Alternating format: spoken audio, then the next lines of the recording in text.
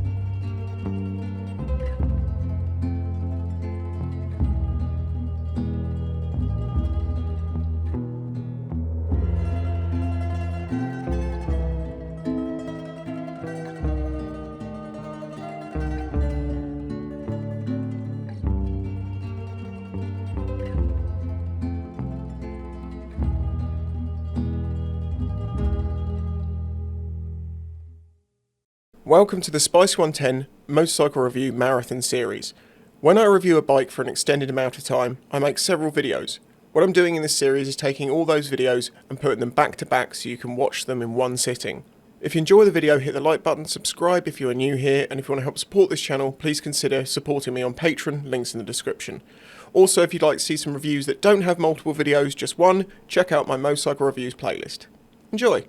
Hi everybody, welcome to my first ride of the Energica Eva Ribelle RS. This is a bit of a special one. This is basically one of the most powerful electric motorcycles sold. It is also the most expensive bike I have ever ridden, I think. It's definitely the most expensive bike I've ever reviewed. Base model around 25 grand, this one's closer to 30 because it's got the O-lins, it's got carbon fibre and other bits and pieces that come with the RS kit. This bike is quite a thing, power-wise. You know, near on 170 brake horsepower at peak, 215 newton meters of torque. It's an interesting setup, this bike, because it is chain-driven, and it has a straight-cut tooth gearbox on it, so it whines. Like this, it's interesting. I actually quite like it. There is another thing about this, which is that it has a range, if you're riding more normally, of around 110, 120 miles, 70 if you're spanking it, but if you're managing to get 70 out of it, you've basically been going on track. But the other thing is it's got DC charging, so this thing charges about, I think it's about 80% of its charge in around half an hour around there. So this is a much faster charging electric bike. It's got a usable range on it, giving that most people don't do more than about 20 or 30 miles in a day. But then we're going to have to start questioning what people are going to buy this bike for. It's probably not going to be for commuting, so does the range matter so much? Who knows? Who knows? But certainly with quicker charging, options of going further is much easier. But this is my first ride. I'm not going to give you all the specs and figures and all this stuff. I've got this for about 10 days, so I'll let you know in my review at the end, all those bits and pieces. For now, should we just get out there and see what this thing is like? Because I've only ridden it up to about 35 mile an hour, 40 mile an hour so far. Yeah, this is going to be interesting. I'll go over the controls and all that stuff in later videos. I've got many videos to make on this. The weather's going a bit poop today, so I want to just get on with it. But you have your basic controls, modes and all that sort of thing. You can adjust on here, regen, all that sort of stuff. But this is currently in sport mode, ABS on, and we've got medium regen, which is like engine braking. Just got to set it to go, and we can go. Listen to the sound. It's got a gearbox in it, straight cut gears, as I say, that connect from the motor to the sprocket and the chain. And straight cut gears have a whine to them.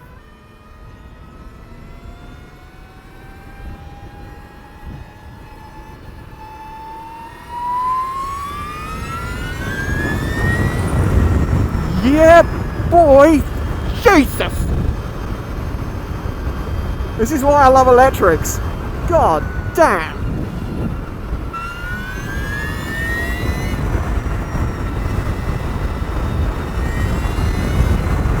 This sounds like a rocket ship! I'll come off here, so...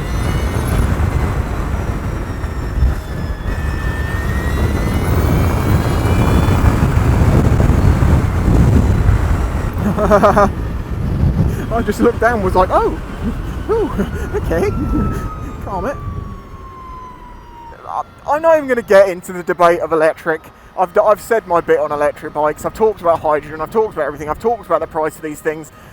You know, what was interesting about the Zero SRS, which is one of my, well, it's my new dream bike. That thing is absolutely amazing.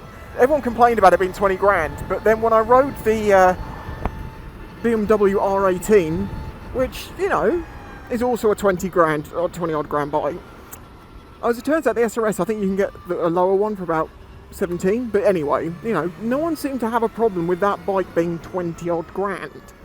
You know, it just didn't even come up in the comments. It makes fantastic noises. I mean, I know this, I mean, you might say it sounds like a milk float, sounds like a, well, milk floats didn't sound like this, I don't know what you're talking about. I'm old enough to know they were like, not.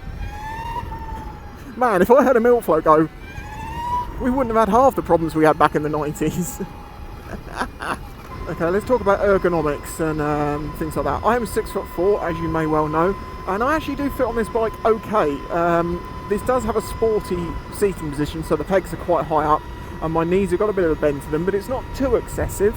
I'm fairly upright, probably because of my height, it's helping me here, and I'm not having to put too much pressure on my hands. If I sit further back, you know, I can get a little bit more aggressive. I have a feeling if I actually tried to tuck properly, I might hit my head into that screen. No, it's close, but I could do it. There is something that's quite good about this particular bike, and that is that this was lent to a TV production crew before I had it.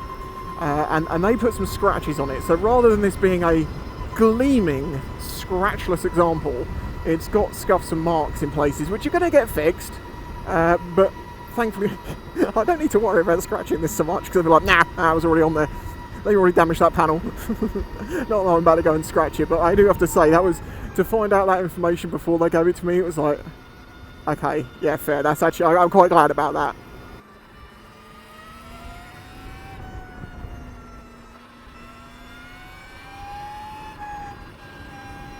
It's lovely throttle, very, very sensitive in sort of how you've got to use it, and you've got to be smooth, but it's very nicely like granular. You can really go through the progression. There's lots of DPI, as it were. It's like a nice mouse with a lot of DPI to it.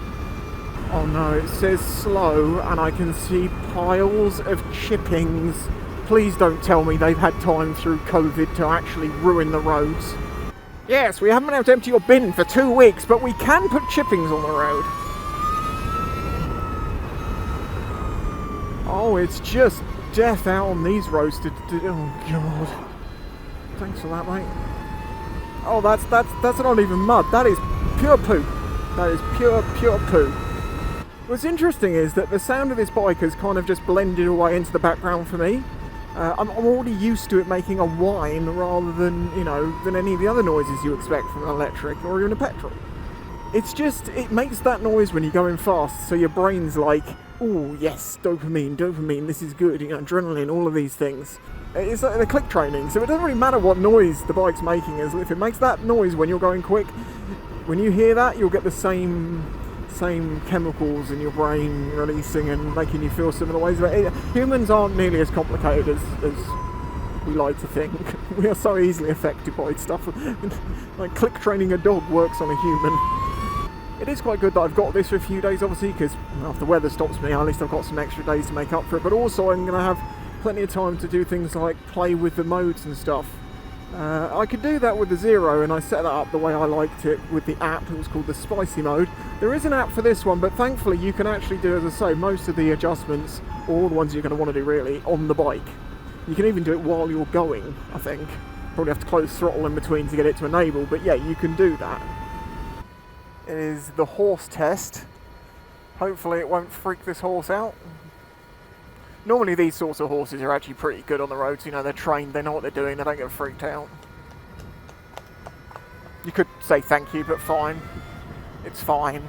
Oh, this is very nice. This is very, very nice. Now I'm going to have to try and make my mind up. Do I prefer this to the Zero SRS? The SRS is a lot cheaper. It doesn't have the power this has, and it hasn't got the fast charging this has. It's got faster charging. You can do, you know, it charges up in about an hour or so. This is more like half an hour. Interestingly, although this does use the DC charging, it can use the other type of plugs as well. And you can use the 3 kilowatt, plug it in the mains at home. Yeah!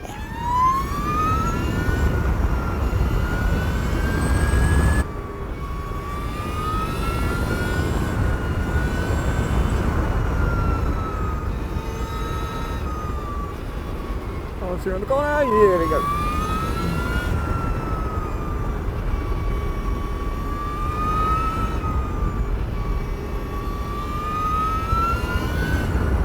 You can feel the back tyre being worked. You really actually very much can feel that back tyre gripping and working. There is a lot of torque there, but there's also quite a lot of weight. This isn't the lightest bike in the world. I can't remember the figure right now. 250 kilos, something like that. And you can feel it's got a heft to it, but it just feels like an electric bike. I always have this kind of feel to them. I am a very lucky chap, I do know this, and I'm not expecting this bike to be of much, serious interest in whether you're going to buy it or not to most of my audience. They don't sell a huge number of these every single year. It's electric, it's very much a premium sort of thing. But people watch Top Gear about, £1 million sports cars, and they eat it up and they understand that it's for the entertainment and to see the thing, but how people spend their money, what bike they choose to buy is completely down to them, and your opinion of what other people should or shouldn't buy is completely irrelevant.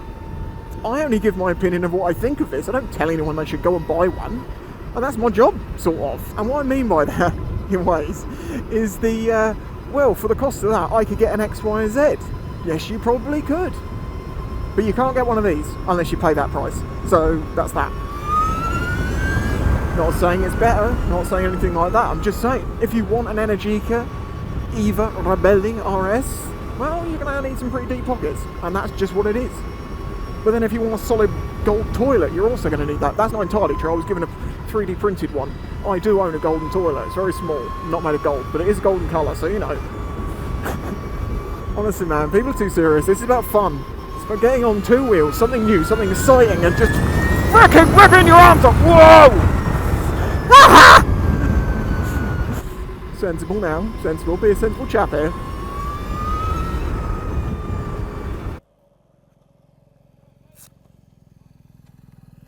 Thank you, mate, that was very nice of you. I do the exact same thing. You see someone stop for a minute, just say, you're right, you're all good. I do love the BMW quick shifters. On all the bikes, they've got just this fantastic every time it's like a anyway,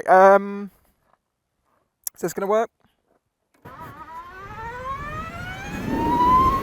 I just went to change it to second without a clutch.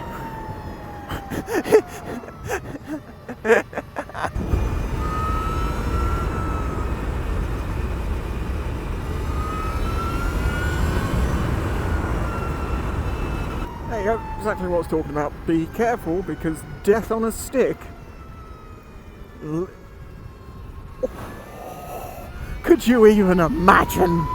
It's literally a drum of knives. Oh, I think I'm gonna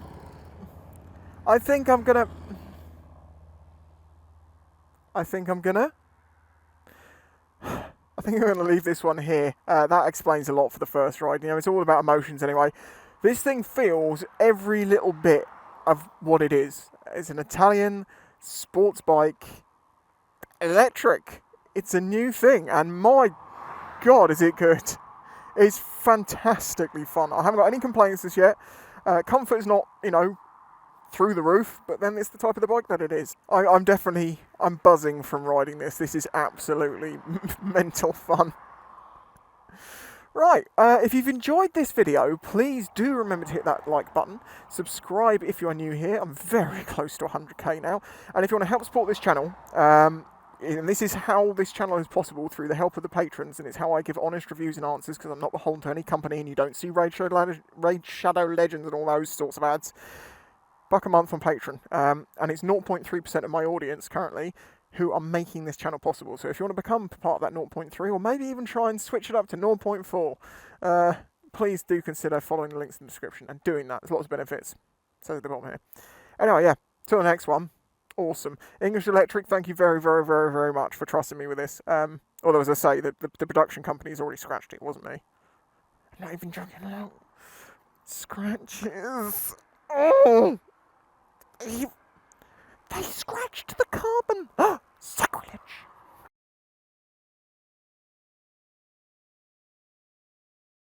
Hey everybody, it is with thanks to English Electric Motorcycle Company that I have the Energica Eva Ribelle RS on loan. This is one hell of an electric bike. I've already done a first ride on it, and I'm going to be doing multiple videos over the next sort of 10 days as I have this bike, and I'll culminate that with a review. Basically, there's things to this bike like the electronics and all the modes and stuff that if I explained it in the review, I'm either going to give you no information at all, or it's going to be way too long. So the way I do my videos is anything like that, I'm going to do that as its own thing, and then when I do the review I can say blah blah blah about the engines, motor, and if you want to know more, watch that video.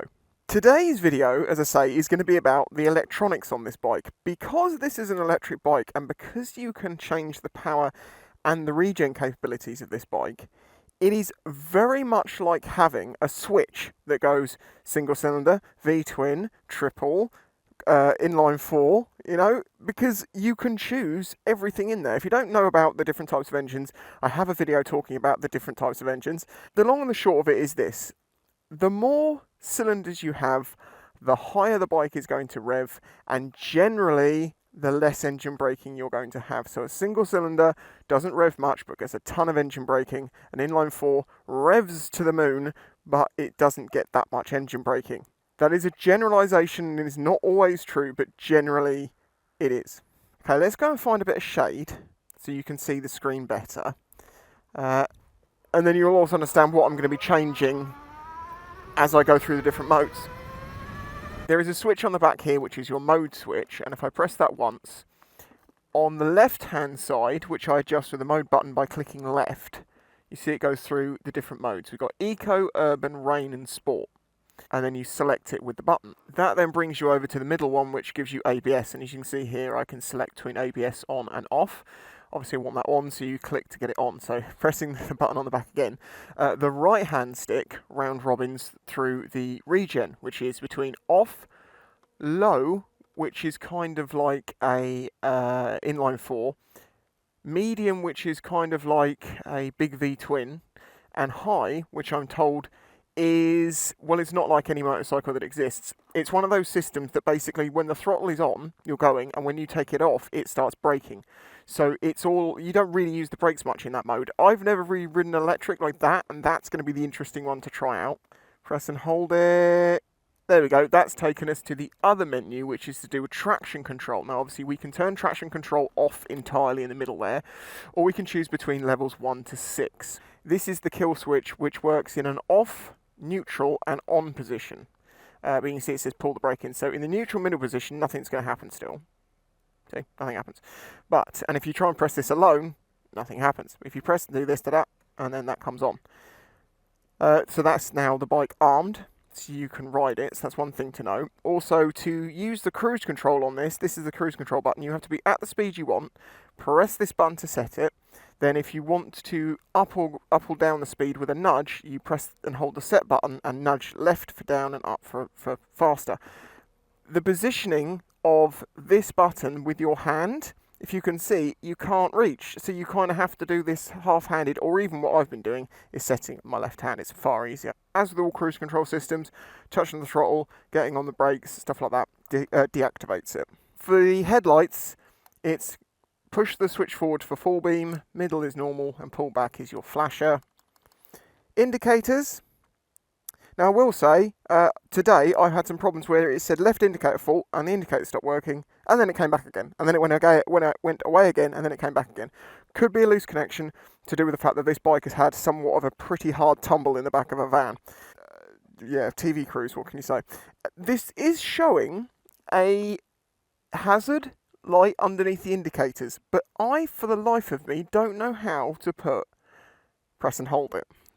I was trying to work that earlier on and I couldn't do it. Right, press and hold it, that gives you your hazards. This is the switch for the heated grips, and that is basically it for the electronic buttons. When you're going along, however, You can have all sorts of information that comes up on this screen. You see you've got the kilowatts you're using, miles since last charge, last trip.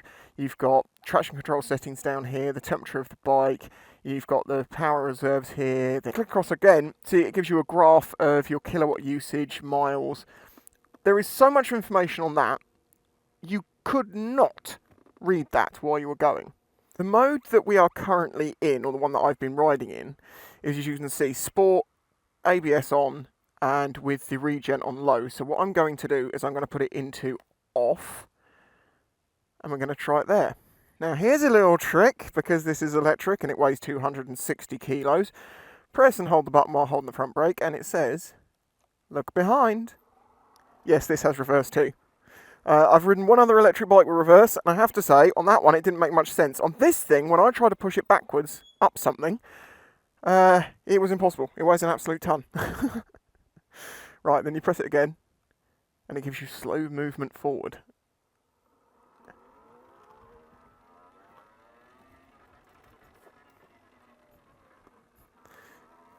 You ready? Full speed!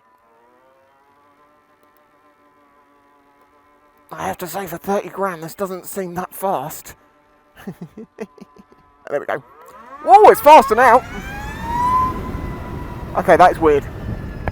Instantly, this feels like a different bike because there is no engine braking, no regen. Now, obviously, regenerative braking is the engine basically switches the polarity, as I understand it, and it means that it starts generating electricity by putting resistance through it through magnetic fields. Basically, it makes power by slowing you down. There is a little bit of resistance, but I think it's just friction more than anything. So you are relying on the brakes to stop, and you are also relying on the brakes to slow you down a hill. So we'll get up to 55 will do. Oh, alright, 60. Let off the throttle. And as you can see, it's slowly slowing down.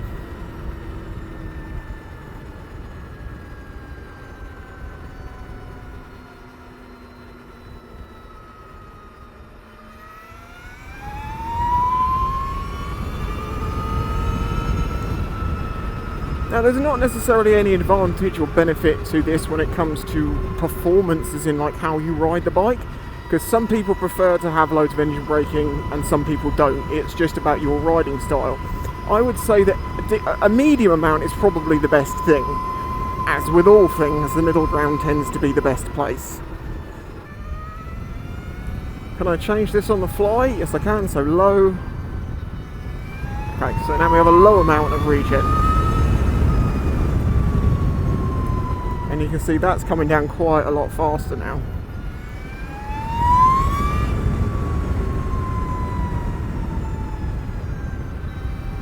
Okay, medium. Going to go to 55-ish and let off. Now, there you go. You see that? That's actually feelable. I'm being pulled forward by the regen. And this is where I like it, because you can get off the throttle, it starts to take the speed off, and then you can get back on without needing to brake. So if you know you come into a corner, rather than say you're trail braking your way in, you regen your way in, and then accelerate back out, and it's a nice smooth transition. From braking, back on, braking, back on. That, high, go. Okay, now we've got high regen. Come up to 60 and let go. Okay, that is pretty strong. I mean, to be fair, I've felt some bikes with engine braking like that. I'm going to switch between two types of motorcycle here. I like it, but I'm used to riding this bike in the other modes, and I need to make comparisons on the power modes, so I'm going to have to switch that back. So, one extreme to another, eco mode, full throttle. This is maximum throttle. 54, 55, This is called National Speed Limit Safety. I don't want to lose my licence mode. 55 miles an hour, flat out. However, if you're travelling somewhere and you don't need all that power, that has just made this throttle far less snatchy. Although what it has done is very much changed the power delivery characteristics of the bike. Which means if you go into a corner expecting to be able to get on that throttle to pick it back out of the corner, and it's just going to go, yeah, nah. That's something you're going to have to get used to. So maybe around town and stuff, that's what this should be. It's city mode, isn't it? Eco mode. You don't need to go that quick. You don't want it to be too leery. But let's try riding with it. It's like riding a 125. You just full throttle everywhere.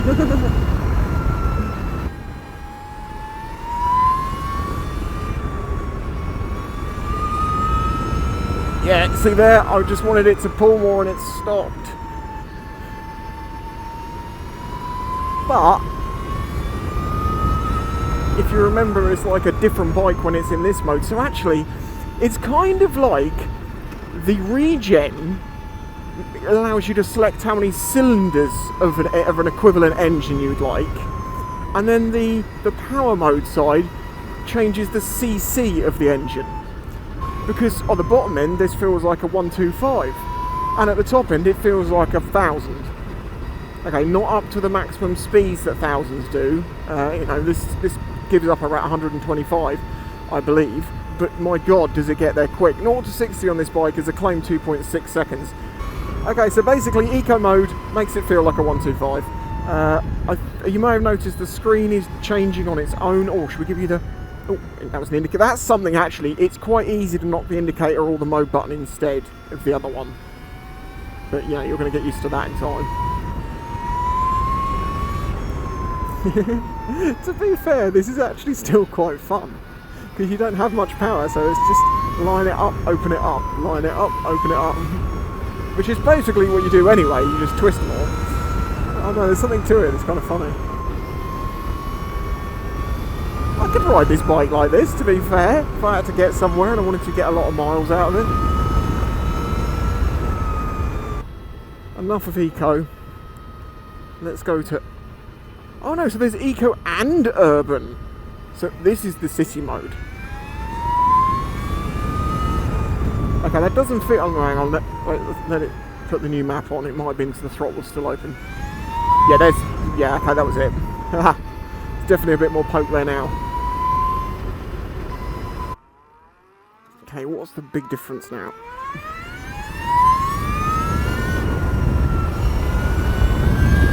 Okay, that's still very pokey, but it's definitely a lot less. This is much more usable you know, compared to the eco mode.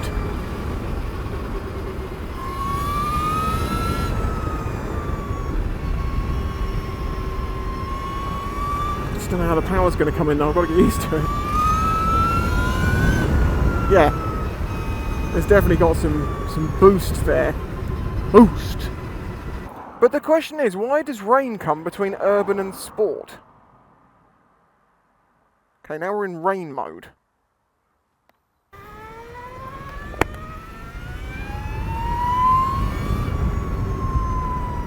Where the hell is that? Right, so it's very muted. It feels like the throttle is totally, I won't say delayed, but does not feel nearly as linearly connected. I'm guessing it's going to give you most of the power and the speed, but without the torque. Because, yeah. Eco is very low. The urban's is kind of in the middle, but it still feels a little bit like it's holding back. The full-on power from this bike is something else. And that is why we're going to put it back in that mode, because that is the best mode. If this was my bike, I would have it in Sport, ABS on, Regen Medium, and Traction Control 2.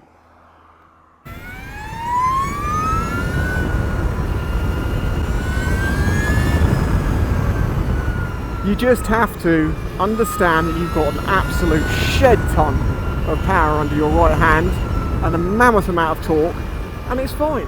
I mean, yeah, okay, you can control how much traction control you get, and that will cover your butt a bit. If you turn the traction control off, this bike will wheelie. Apparently it'll only get so high and then it will come back down. The cruise control is worth mentioning here. It is adaptive. So in the sense of, if I get to a hill, it's going to increase the power to make sure I'm doing 30 miles an hour. Basically, this bike maintains the speed, whereas in some smaller electric bikes I've used, they maintain the power output. So when you actually get to a hill, it starts slowing down because that isn't enough power to get it up that hill. Also, if you go downhill with this, with cruise control on, it uses the regen to slow your speed. Okay, let's try this now in the full regen mode. Come on, engage. There we go. So we're coming up to a corner. You really don't have to brake, actually. I mean, alright, let's see if I can get used to this.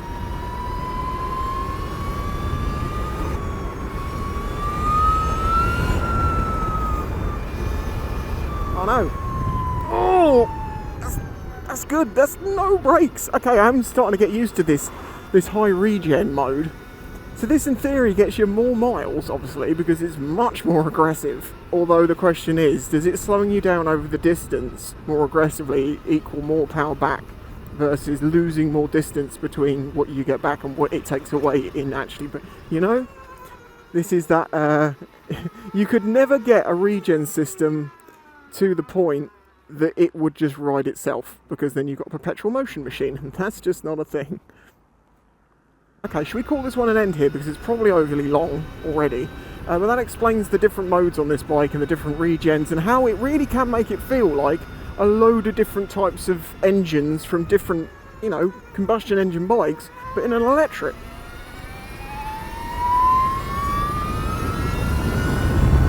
I mean, the funny thing is, actually, if it was going to make it feel more like a petrol, it would have to take away probably quite a lot of the torque, or at least delay it quite a bit, because the instantaneous power you get from an electric, I've never felt that from a petrol quite the same. As I say, I'm making multiple videos on this bike, and you can probably see why I couldn't fit all of this into the review, but if someone's actually interested in this aspect of it, they can come back to this video and watch this particular one, or you might just watch all of them for the entertainment and to find out. And if you do, I appreciate it. Please smack that like button, subscribe if you are new here. We are getting very close to 100k now. And also, if you want to help support this channel, please consider doing that through Patreon. Links in my description. This is my full-time job, and it is only made possible by the support of the audience. So thank you to them hugely. Until the next one, bye-bye.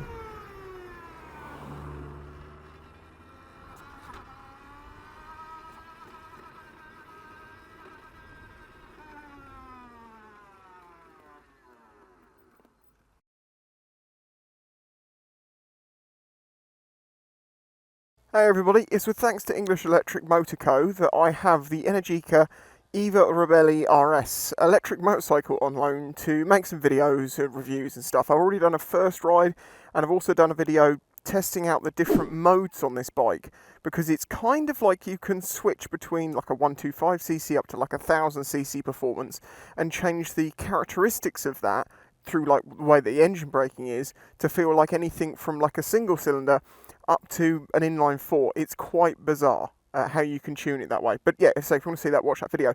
In this video, I want to give you a closer look at the bike, explain some of the technology on it and explain how it works, some of the advanced things that are on this you don't find on most electric bikes. That might also help explain why it gets to its price that it is, which is 30 grand. I spec'd this out on the website as best I could, so I can give you a breakdown of how much the bike is, what's extra, and how much it costs. Might be interesting. Okay, let's get through some tech specs first. So as I say, this is the Energica Eva Ribelle RS. Its peak power is 169 horsepower, and its sustained power is 147 horsepower. What that basically means is, when the motor spins up from 0 to about 5,000 RPM, you get 170 brake horsepower, basically. Beyond that, up to its maximum, you get the full 147 brake horsepower. Now, if you know anything about physics, you'll know that the faster you go, the more power you need, and that's one of the reasons why this bike's only got a top speed of 125 miles an hour, but it will do 0 to 60 in 2.6 seconds. The range on this is advertised at 261 miles of city riding, 153 miles of combined riding, or extra urban as they call it, 123. My understanding is that if you ride this bike normally, you're going to get somewhere between 100 and 120 miles per charge, and if you really spank it, you might only get about 80. At peak torque, it's producing 215 newton meters of torque. That is quite a lot. But to my understanding, this motor is the most powerful electric motor in a motorcycle you can get. So this is, this is a bit of an Italian special. This is made in Modena, in Italy, entirely, 100% made in Italy. The battery on this bike is this big boxed section here. It's at the bottom. That is a 21.5 kilowatt hour battery, and it weighs roughly 100 kilos, I believe. It is a sealed unit, to my understanding. One of the things they do on this bike to help cool that battery is it has some cooling fins on the front in aluminium, and it's also placed down low within the fairings, and then there's space around the fairing. Idea being that the wind coming in gets ducted in here and through these ducts past the battery and takes the heat away with it. Of course, another big pro on the Energica is the fact that this battery will charge 80% of its charge in 40 minutes using DC charging. I believe that it's the 20 to 100% that's very quick to charge. The 0 to 20 might be a bit slower because it kind of has to ramp up the power as it charges the battery. But as long as you recharge it over 20%, you're going to get very quick charging if you use DC charging. You can also use AC charging, as in the 3 kilowatt versions that you use in your garage at home, which I've been doing. It's much slower, obviously, but if you're leaving it overnight, it's going to get the job done. So the battery itself is air-cooled. However, the controller unit and the motor on this is actually liquid-cooled, and there is a very small radiator hidden under here, which just looks like a standard oil radiator that you find on like a Bandit or something like that. That puts liquid coolant through the motor and the control unit, which helps protect those and allows you to ride the bike harder without it overheating. Overheating motors is something that does happen in electric bikes. I've done it to a 0 myself, although that was a small one. This one seems to cope with things very well. The motor itself is a HSM, which stands for Hybrid Synchronous something. It's 300 volts, 3-phase, with 12,000 RPM. But that is reduced by, because this isn't just a motor, it's also got a transmission system on it, which is straight cut gears. And basically that reduces it 5 to 1. So at 10,000 RPM on the motor, it's doing 2,000 RPM on the gear. This is chain driven, so you can adjust your ratios still. It makes you start to wonder, like, what if you put like a 2 to 1 in there and gave it a good push to start with and see what sort of top speed you can get out of it. That's one of the nutty things about electric bikes. It's just about power output on the motor, which is very simple to equate, and then the gear ratios afterwards. That pretty much covers the unique things to this bike as an electric bike, because obviously the motor, the controller, and the battery are the 3 things that make the difference on an electric. Beyond that, that is a normal trellis steel frame, that is a normal swing arm, they are normal shocks, well, the Öhlins, but we'll get to that in a minute because, they're not cheap. Obviously there's no fuel tank, the controller unit is in here, and your charging ports, which I will show you, are underneath the seat. Sorry it's a bit darker in here, but the power's in the garage. To open the seat to get to the charging ports, you just do this, and it lifts up. Then in here, you have your charger, and if you're using DC, you pull this one out as well. That should have a cover, but the TV production people lost that, who had the bike before me. They really did a number on this thing. Here's something that's pretty cool. Let me just plug it in. Watch this.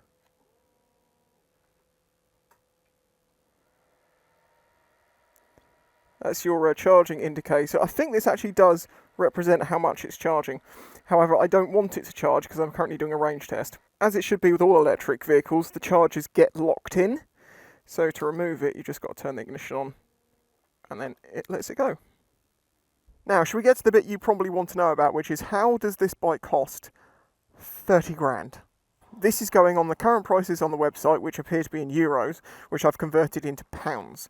So this bike, in this spec as it is, as far as I can tell, unless I've missed some bits, is £30,368. Now, the bike itself, before we put the extras on, was £25,227, so £25,000. Keeping in mind that the Zero SRS is about 20 grand, well, I think it's around 17 upwards, to up to 20 and a little bit beyond. Zero also sell like the FSX and the FXE, which is like 10, 12 grand, 13, 14, somewhere around there. You know, electric bikes are expensive, and I've done many videos talking about electric. I've done videos explaining the maintenance between an electric and a petrol and how that can save you money back.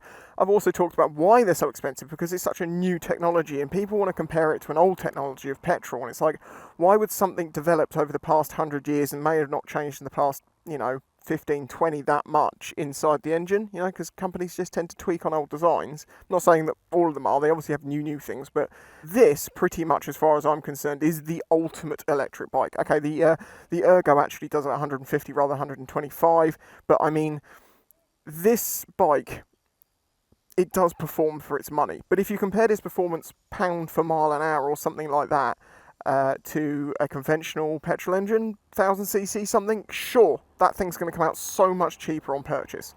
I would also say it's hard to argue that this will save you that much money back in mechanical maintenance, because given that this has got a transmission, you are going to have to do oil changes on that. There is a cooling system to change the coolant in that.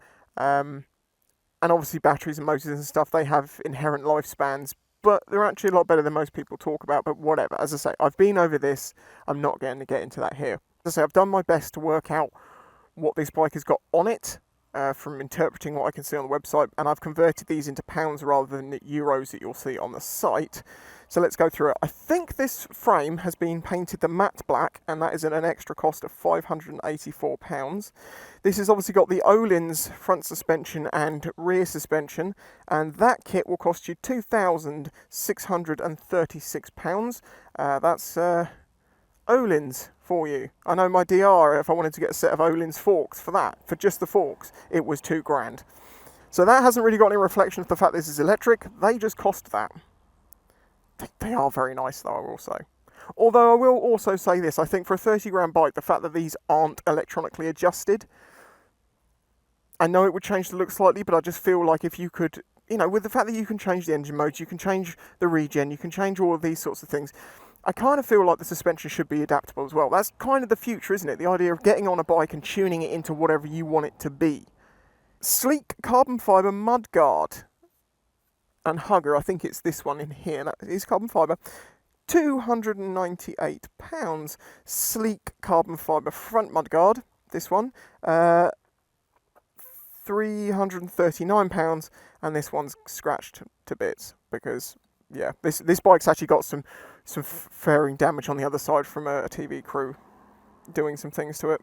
The windscreen kit, which I would love to not be on this bike. I know it's there for a reason. It really does help improve efficiency through aerodynamics, and it also reduces the wind drag on you. Every one of these bikes I get, they're electric. They've always got a screen on it for efficiency, and I'm like, I don't care about efficiency. Windscreen, £261. There is a piece of plastic on the back here, which just goes between the normal tail, I would say tail tidy, but the thing that sticks out. It's just a piece of plastic to stop mud splashing up through onto your back. That's £87. And you'll notice this has the racks, and that obviously comes with 2 bags. The zip-up firm cases. They're not hard cases, they're like firm material cases, reinforced material. And that kit with the racks and the 2 bags is £609. I've just realised I actually have the luggage here. It's in the garage. This is the luggage. It comes in a pair of bags, as you can see. They are just a single compartment inside, and there's some rainproof covers for them, so I'm guessing they're not inherently rainproof. Interesting, it's got one zip here, and then it's got another zip here. Oh, that extends it, I get you. So you can make it a little bit bigger. It's got a locking mechanism and the hooks, and the way this works is you get 2 bits, like bobbins, that go into there, and then it locks onto the bar using this. So you just push it on and then push, and it's on. So there you go, there is the luggage on the back of the bike. It doesn't make it massively wider, but it is now the widest part of the bike, so you do need to be aware. It is even wider than the bars. And then to take them off, do this one-handed, you unlock it and then push, push, push, and it comes off. So honestly, do I think this bike is worth its money? Well, given that I know the technology that goes into it, the amount of development that has had to go into this, I mean, for instance, the coding on this for running the bike has got over 1 million lines of code.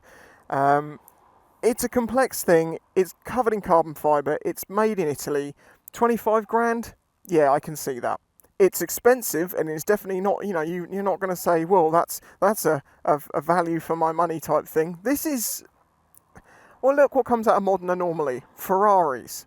They're not made to be cheap or value for money. They're made to be fast and red, and so I can get why this is 25 grand. Some of those extras do make me laugh a little bit.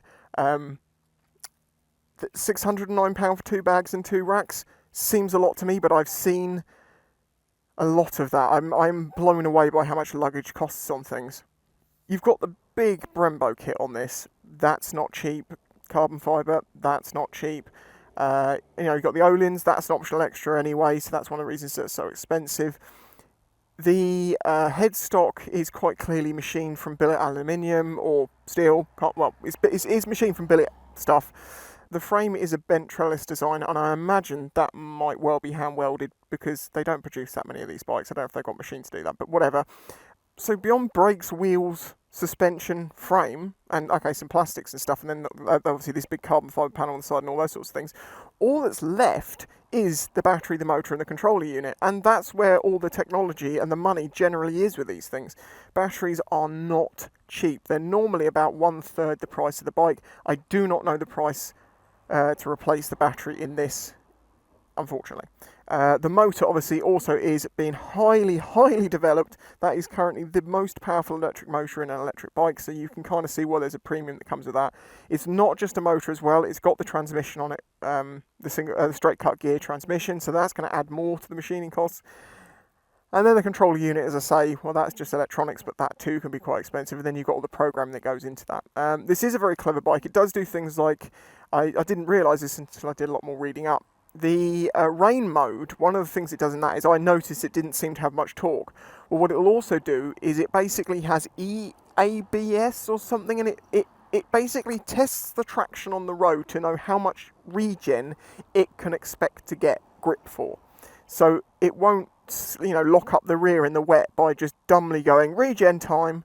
It will check it and go, is that going to work? Yes, it is. Okay, we can go with that. Or if it's slipping, it's going to tone down the regen a bit. So you don't have the problems which, electrics got known for being quite leery and dangerous in the wet because they didn't have so much finite control in throttle. I've never had any problem with an electric bike. I just respect them and gradually learn over the days that I have it to the point that I feel like I can ride it pretty proficiently. And as I say, I don't find that riding electrics is any harder. In a way, the way that you're not changing gear, you're not playing on the clutch and stuff, you can pay so much more attention, and also because you don't feel the engine vibrations, you can pay so much more attention to the grip and the feel of the tyres and the way that the bike is handling the corner. It almost feels like you have less to think about. Of course, this all comes down to personal preference with bikes, and no one's telling you to go and buy an electric now if you don't want to. Don't. But there are people out there who buy these. There is someone watching this video now who's looked at this and has got the cash flow to be like, I bloody want that. Well, if you do, let them know I sent you away because I'd like a free t-shirt or something. Now, if you're a regular viewer of this channel, you'll know that I recently said that the Zero SRS is my new dream bike. And obviously I'm having to make a decision whether I think this is my new dream bike or not. On pin-up poster averages, this should be because it's more expensive, but it's not about the price, it's about the rideability. I am coming to a conclusion on that one, and I'm not going to tell you yet. You've got to wait for my review as to which one I prefer. It might surprise you, it might not. So there you go, that's a closer look and a bit more information on the Eva. It'll be interesting to see how people, make a reaction between this at 30k and the Zeros at 20k, when they normally make comparisons of, saying, oh, well, for this much money I can get a petrol version. I don't know how people are going to take this bike. So far, what's been quite interesting is rather than people going, I can't believe how much that thing costs, everyone said that thing's mental. I love it. I think that's probably down to about 50% on the looks, maybe, and about 50% on the sound it makes, because it's mental. as I say, I've already made a couple of videos riding this bike, and I will be making more. If you enjoyed this video, please do hit that like button, subscribe to see more of it, and if you'd like to help support this channel, and also if you're watching this on YouTube and it's released today, you'll probably find the next couple of videos on this bike are already on my Patreon. Patrons get videos at least 3 days early, but it's normally more like a week. So if you really want to see those now, then please join my Patreon, help support this channel that makes it possible. If not, as I say, leave a like and a subscribe, and I would appreciate it. Catch you on the next one. Bye-bye.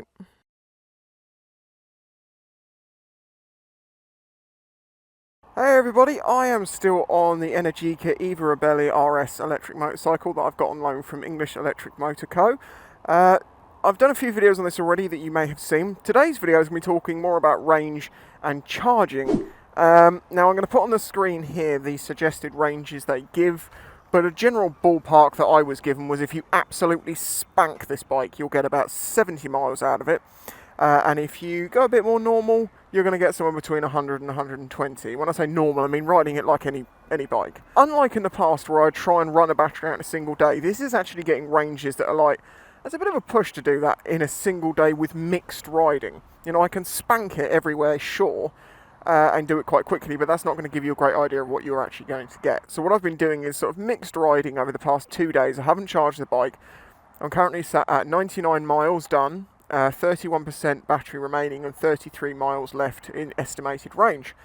Now obviously I don't want to push this thing until I'm like nearly out of battery, and as I've been told, it's better to charge this thing over 20% anyway, because I think it's faster in between the 20 to 100% range.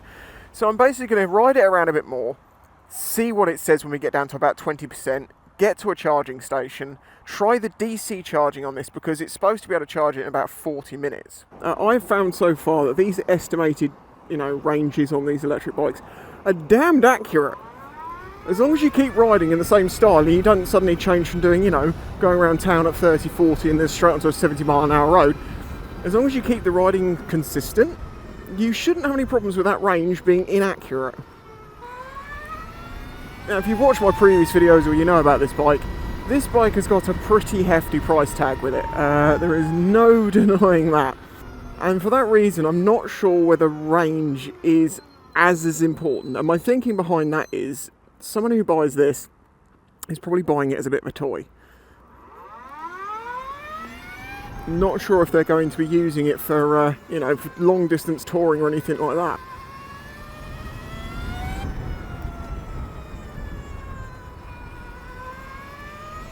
Thank you, mate.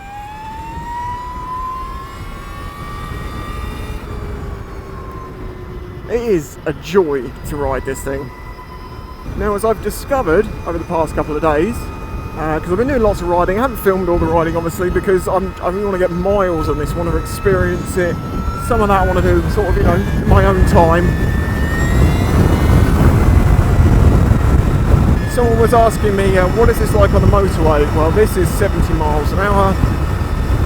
It's perfectly comfortable doing this. You've got loads of torque left to pull away. No problems at all. It's very windy, but then it's a hyper naked. The screen for me isn't doing a lot, but as you can see, that's just going to direct it into my chest and face, pretty much. But obviously it kind of is what it is with a naked.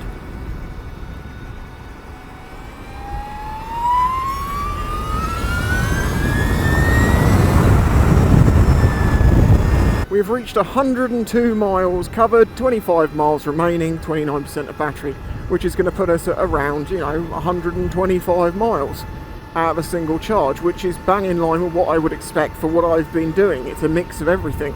I have been squirting around quite a lot because obviously when you have this much grunt under your right hand and there's a gap, oh, do you use it? Only for a split second, but you only need it for a split second and it makes quite a big difference. This bike is a bit of a head turner for a couple of reasons. One, it's red and it's good looking. The other one is because people are going, what the hell is that noise?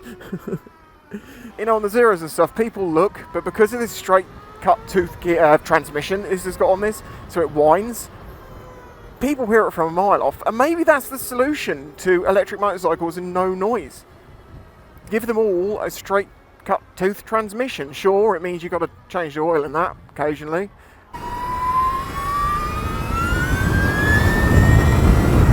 Oh, what What was that? Was that traction control, or was that the motor holding off for a second?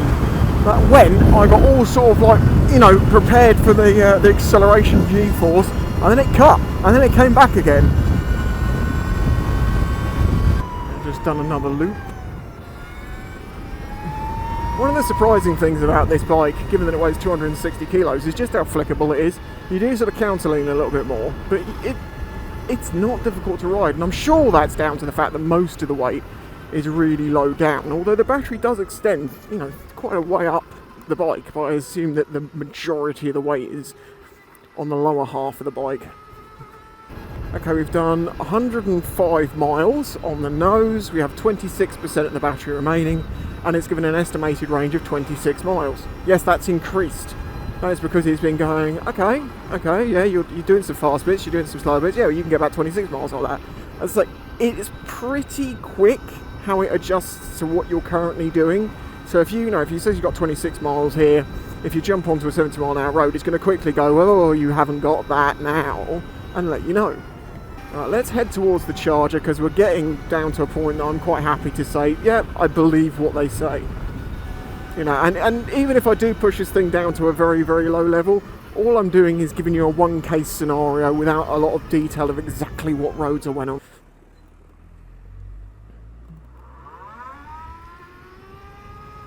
Another thing I've noticed about the Energica is the fact that it can crawl very, very slowly. And what I mean by that is the zeros, in my experience, can't do less than about 4 miles an hour. You know, if it's on, it's got about 4 miles an hour to it. But this, 1 mile an hour, it's still going. You can't put cruise control at 1 mile an hour. I've tried. See, it's now saying 27 miles remaining because I've just been crawling for a while. Trying to remember, I looked at the map. If you remember in a previous video when I was on the SRF, and I've also, I do realise in a couple of videos previously I've been referring to the Zero SRS, and I meant the SRF. It's basically the same bike, it's just a different fairing, and my brain just went S rather than F. Yeah, I was saying last time I remember I was looking for a charging point and it just wasn't there. It was because I had a postcode number 1 letter out. And the charging point does exist. No, this is right. Follow this down to the big roundabout, around the roundabout, into the car park, and there should be a Genie point, a DC charging point there. Well, it should have all the options, including DC. There was another one that I wanted to go to, but that's got a fault on it at the moment. I mean, props to the app to actually saying, yeah, this one doesn't work, but at the same time, that's just highlights some of the issues with the charging networks when chargers don't work. I'm sure that's been exacerbated maybe in recent times by the fact that, you know, with COVID and everything and all the drivers getting pinged. It seems like I have two options here. I go round or I go through.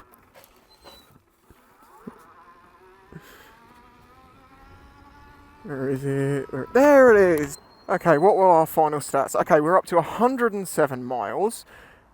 27 miles of estimated range remaining and 24% of the battery remaining. That's damned impressive. This is definitely in line to do 120 miles, which is the top end of the, if you're pushing it a little bit, estimate they gave me. Which is, it's good. That's pretty good.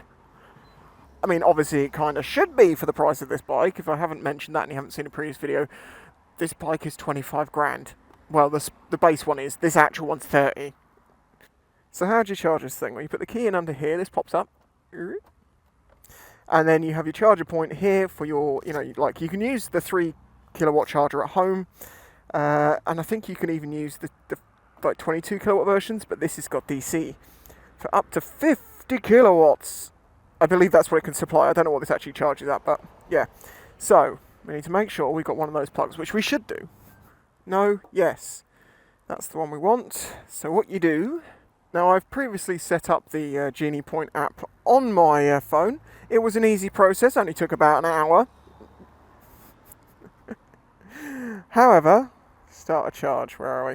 Once you've got it set up, it's not too difficult. Select a charger. I want 665, there we go, GP10665, so we go that one here.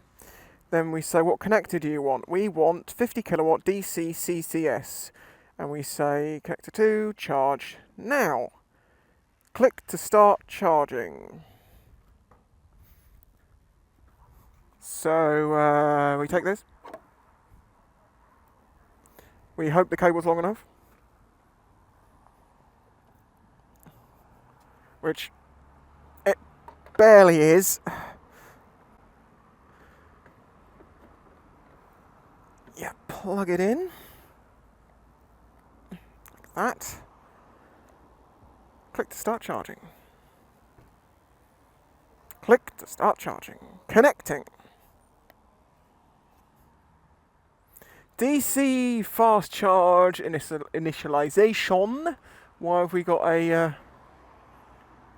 what's that mean? Why have we got a exclamation mark going on? Now I've been told sometimes you have to turn the bike on and then turn it off. Cancel. Cancel! Oh no no no. Okay, we got it out. This one. Connector 2. Plug it in. Click to start charging.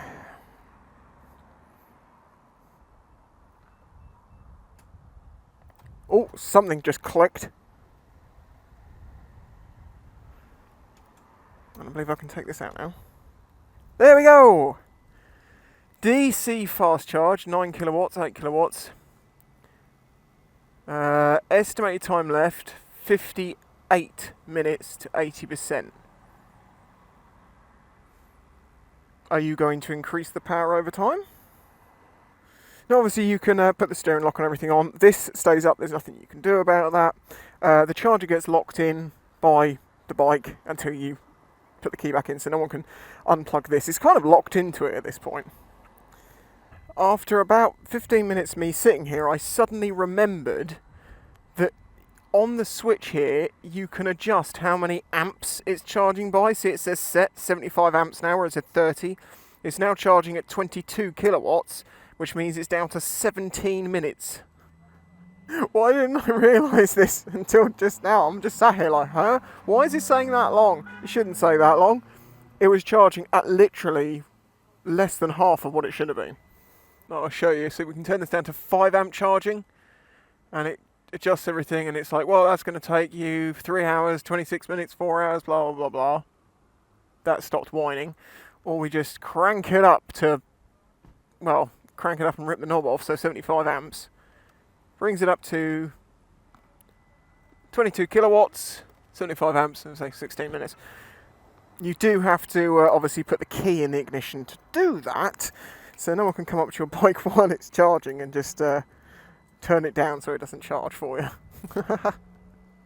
Okay, so we've been charging for 24 minutes. We have 6.8 kilowatts on board now, £2.13 is the charge. It still says, well, we are 66%, so we are 6 minutes to 80%. Why has that just gone off? It's just dropped to 15. In order to, I think that was a balancing thing. Right, we're going to do it again. In order to optimise the come on. In order to optimise the battery, it's suggested that you do not what? No, I can't. Let me look at it. You do not disconnect until the charge is complete. It is balancing. Basically, the way that electric batteries work in motorcycles is they don't work with like one battery and it just puts all this extra power in the same way. It's 3-phase. So you have 3 parts of the battery which have 3 power inputs which gets charged at the same time. And obviously if you imagine you have 3 different cups like you're keeping things in, every now and then you might want to balance those out and make sure they're even, and that's something this bike will do. And the way it does that is it will slow the charge down. You see, we're dropping down to like 5 kilowatts for a minute and then back up to 22. It's kind of like trimming backwards and forwards to try and balance it out.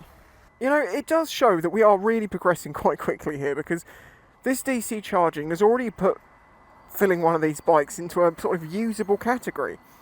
However, what you should do with these bikes is put them on the 3 kilowatt slow charger and put it on balancing at home, so you can sit there and very, very slowly charge it up and balance each cell, and it basically just looks after it a bit.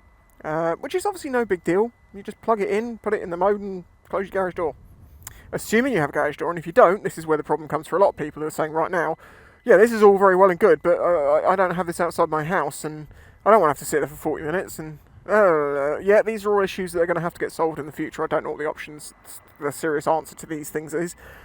But this is what it is. It's what it's like to live with an electric right now. However, what I will say is, I wish that these companies who put the chargers in would consider where they're putting the charger in, because there is nothing to do near the chargers. I mean, there was one I used before that was next to a Morrison's and a carpet store. Fair enough, I could go in Morrison's, there was a cafe, I could have something to eat, that was a pretty good call. This one, well, there's a funeral director's with a gym either side and a dance studio. Oh, hang on, no. It's fitness, dance, carpets, kitchen makeovers, top shot snooker, then death, then the 360 gym. 75%, 2 minutes remaining. Woo. I am going to charge this up to 80. I'm going to use it today, and then I'm going to stick it on the slow charger tonight. Okay, we're up to 80%, or 81% now actually, and it's giving us a range of 103 miles, which is more than enough for today. I don't need to fully charge it up, I can do the rest at home on the slower charger. We can press stop on here. That clicks, that stops, ignition on, and that should unlock. Yeah, here we go. Okay, so that charge took 36 minutes. It would have taken less time than that if I hadn't spent the first 15 minutes with it on, 9 kilowatt charging. If I put it straight up to the full power, it would have been much faster. But whatever, it's fine. 36 minutes to give us 8.92 kilowatts of power, which cost us about it was £3.12. It's increased our miles from 24, as it was saying, up to 102, which is more than enough for the day. And that, my friends, is that. Job done, bike charged. As long as the charger's working, and as long as you've got everything set up right, this bike is incredible for charging. Let's leave this video here because that covers range and charging and what most people are going to want to know. Yeah, it's pretty incredible how quickly it can do it, and it's not as fast as petrol and it's not as convenient as petrol, but we're getting closer and closer. If you enjoyed this video, or at least thought that it was informative, please hit that like button. I would very much appreciate it. Subscribe if you're new here. And if you want to help support this channel, then please consider doing that through Patreon. Links in the description. There are many benefits to that, and it only costs about £1 a month. Thank you for watching. Bye-bye.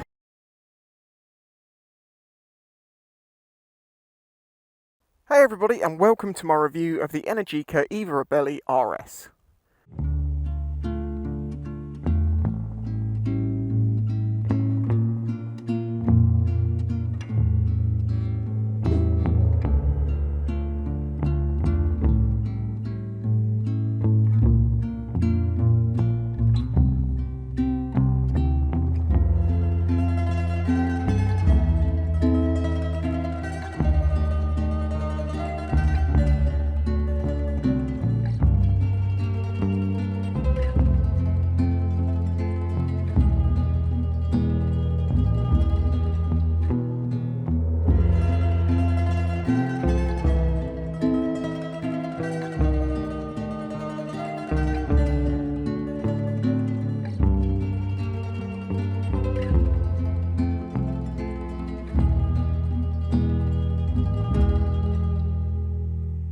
It's with thanks to English Electric Motor Co that I've had this bike on loan for about 10 days to do a series of videos and a review for you. In that series of videos, I've looked to answer specific questions in much more depth than I could do in a one video review, because obviously with an electric you have to cover charging and range and all sorts of other things that you never even have to consider in an internal combustion engine bike, but you do with this. So I may refer to videos throughout this that if you want to know a lot more information about that aspect, go and watch that video. Okay, well let's start with some basics. The Energica Eva Ribelle RS is the special version of the Eva Ribelle. I think it basically has some extra carbon fibre and bits and pieces, and if you look on the website you can see all the different levels and spec it up as you wish. That's going to bring me to the price, and let's not hide that. The base model for the Eva Ribelle RS is £25,000. This one with the O-lins and a few other bits and pieces on it, which I've covered in a video which is called A Closer Look, and basically in that video I show what is on the bike, what it's made of, what the optional extras cost and things like that. This one with all of this is £30,000. So it is definitely not cheap. My approach to electric bikes has nothing to do with, but what else can I get for the money? It has nothing to do with, is it good for the environment, or anything like that. It is a product and I'm trying it for what it is. And as I said in one of my previous videos, if you want an Energica Eva Ribelle RS, it's going to cost that money. It's just that simple. However, what do you get for that money? Well, obviously, as I say, you get a bike made in Italy, you get carbon fibre, you get one of the most powerful electric motors available in a motorcycle at the moment. I think there is actually only one that is marginally more powerful, and the number differences make me think they were trying to beat this one. And with that powerful motor comes some pretty impressive figures, like 0 to 60 in 2.6 seconds, which I believe is faster than an R1. Just to put things into perspective, this really can be all things. But of course with electric motorcycles, if you have a huge powerful motor, you're going to need a large battery to get you a decent range. Well, this is somewhere where this wins again. If you took it on track and spanked it, I'm told you're going to get about 70 miles. Normal riding, just riding it like any other bike, even it being a little bit leery, when you open it up there, here and there, 120 miles-ish, somewhere around there. I've done a video on range and on charging. However, if you put this bike into its lower mode, you can expect to get considerably more miles than that. But that, of course, is because this bike has also got a very large battery in it. And with that comes weight. This bike weighs 260 kilos. Now, as you'll see when we get out on the road soon, it doesn't seem to make much of a difference. And with most electric bikes, they are considerably heavier than most internal combustion engine bikes. But because of the distribution being so much lower, it actually kind of leads to a more stable feeling, although there are times that it definitely doesn't do that, and I'll get to that when I get riding. Now you may think because it's got a particularly powerful motor and a large battery in it, the charge time is going to be a long time. Not so. The Eva is actually the fastest charging bike available at the moment, commercially, as I can tell from what I've looked at. This can do DC charging, so that is the CCS plug. It will charge the bike from about 20% up to 80% in around 40 minutes. It is really impressive. At 80%, you're going to have about 100 or so miles range for normal riding, more if you're more careful. That's the key to electric bikes. If you want to extend the range, just put it in a lower mode, drive slower, it will use considerably less power. I, of course, am just having fun on these bikes, so I tend to spank them around a bit. But I feel like that's the most important thing, because most people say, well, I want it to be comparable to an internal combustion engine, so I'm going to want to be able to ride it like I do. So if I ride these bikes like I would a petrol, and I find that this is now an acceptable level, which I think this bike is now reaching that point, I think most people who are on the fence anyway with electrics will say that's actually pretty good. Not with the price, obviously. What we want is to see this sort of performance, or a bit slower, because not everyone needs this sort of performance, this sort of charge time, this sort of size battery, but I know most people would like to see it for about 1/3 of the cost. And that will happen, but it can't happen now because this is early days, and this is literally on the cutting edge of what electric bikes can do at the moment. Looks-wise, I think the Eva looks fantastic for an electric bike. Obviously this has got a rack on it for the luggage system, which I have covered in the closer look video, and also talk about the costs of the luggage for this that's available for it. There is one thing I will say about the looks that I feel's been missed, which is it so obviously should have some red here. Almost like there should be like a binnacle of red going over the lights, leaving the black internal, because obviously this bike is black and red, but the front end just kind of gets lost in pictures. Now the front end, I can see some people not liking it, maybe. What I can also see is a smiley little face. Look at it. Oh, look at you, so cute. I couldn't help but notice that as soon as I saw it, and now all I see on it is a little smiley face.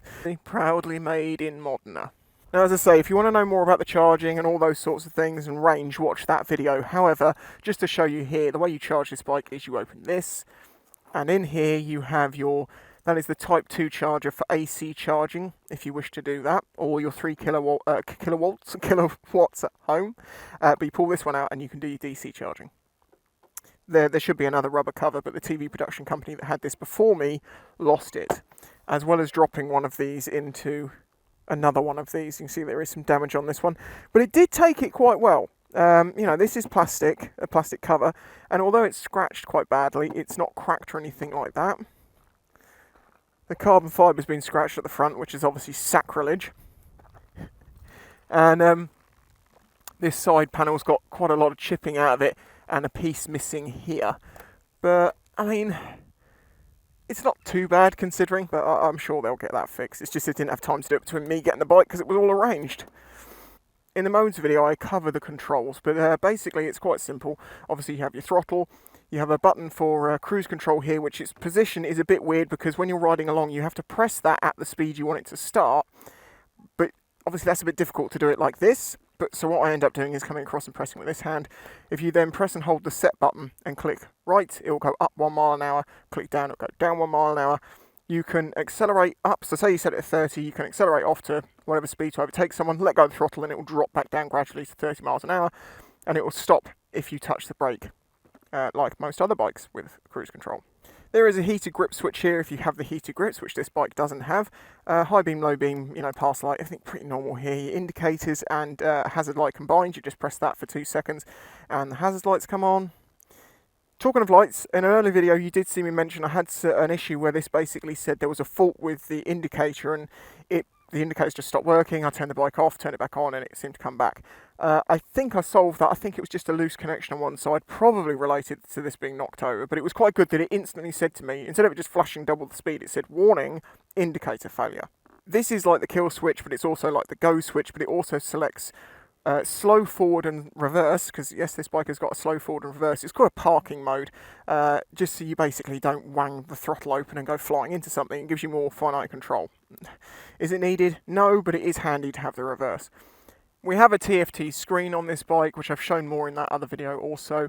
You basically have like a rev bar at the top, which gives you your power and regen. If you see, this is the point of regen, this is the point of power, and hitting red line, you get big bright lights around here knowing how much power you're using at the time. On this screen, it gives you basically everything you need to know without too much information. Time, temperature, miles an hour, your battery level, the range that you have remaining, which changes on how you've been riding, how many miles you've done if you've got trip and things like that. It'll also show you where the traction control levels are at. It will tell you the temperature of the bike, because obviously electric bikes can overheat, but I've had no problems with that. This has a water-cooled controller and motor. Again, I've talked more about that in the closer look video. There is a switch on the back here that is kind of hidden, and that gives you your modes. Basically, on the left-hand side, it gives you Eco, Urban, Rain, and Sport. Those are all individually different. Just know that Eco will make this bike ride like a 125, like 55 mile an hour top speed, and Sport is full-on power. The ABS can be switched on and off as you request, and the regen can be on off, low, medium, and high. Off being that it will freewheel with no engine braking and no regen. High being it's so strong that you don't really need to brake into corners. You can roll off, use the regen up to the apex, and then just roll back on the throttle again. If you get used to doing it, it's quite nice.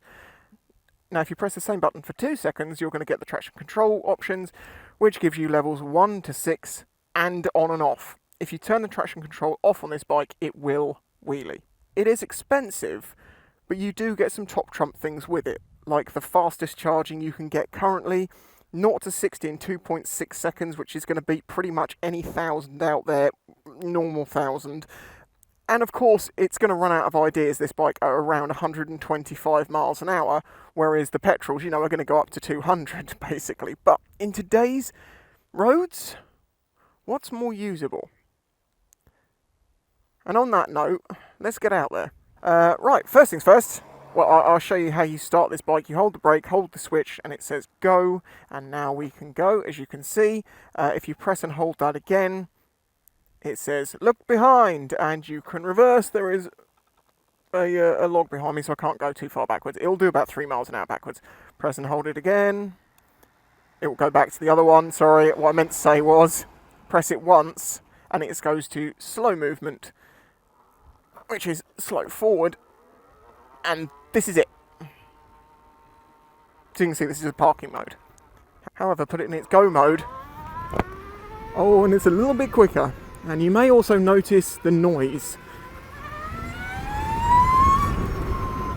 The reason this bike makes this noise is because it has a straight cut tooth transmission from the motor to the sprocket. This is indeed sprocket and chain driven, which is unusual for an electric, but it's good because it means you can adjust your ratios. This is very dodgy, this road. Now, straight cut tooth transmissions or straight cut tooth gears have benefits and disadvantages. Benefit, no torque loss. So, you know, you're getting all the torque from the motor, and that is a lot, because that is 210 Newton meters. Or is it 215? It's a lot. The disadvantage, or advantage, of straight cut gears, depending on how you look at it, is they are noisy, and they whine. Now, this noise actually becomes quite addictive. You might not like the sound of it right now, but for me anyway, it became very, very addictive. Really enjoyable. It goads you along. It sounds like a spaceship, but it also sounds so people can hear you coming. Now, comfort and ergonomics. I am 6'4", as you may well know, and for me, I do find that this hyper-naked position is a little bit uncomfortable after a bit of time. My knees are a little bit higher than I'd like them. The seat is a little bit, well, I say it's firmer, but it's kind of rounded, and that leads to, just after a couple of hours of riding, you kind of want to get off and stretch your legs. As I say, I'm sure if you were slightly shorter than me, you wouldn't have nearly the same problems. However, my back's comfortable because I am sat upright, my arms are quite long, so, you know, I'm slightly leant forward, but mostly upright. Now, if you've seen my previous video doing a review of the Zero SRF, I mentioned how that's basically my new dream bike, because I absolutely love that thing. It was amazing, and this obviously has the potential, because it's another electric, and a similar style, to take that off, you know, off the podium and this replace it. Is money no object? You know, this is dream bike territory information, so you know, it's nothing to do with price. It's all to do with riding and comfort, and I still prefer the Zero SRF because it was more comfortable for me, and from my memory, the suspension was more forgiving. The suspension on this obviously is a couple of £1,000 worth of Öhlins, and it is good. However, because this bike is very heavy, it sometimes isn't great. In fact, one time when I was doing about 50 mile an hour down a particularly bumpy road, I hit one bump and it sent me arse out the seat by about half a foot because it compressed and it pinged. You have to hold on to this bike. Now, that is relatively easy because obviously you can get your knees under the tank and clamp onto it, but be aware that the suspension, although it is good, you do feel the weight of this thing occasionally when it starts getting very bumpy. Now, when you're at a constant speed, you definitely don't hear the whine quite so much, but it is there. It is more noticeable when you get on and off the throttle, so at slower speeds around town and things like that, people definitely hear this, and it grabs their attention because they're like, what is that? Rather than, oh, there's a motorcycle coming.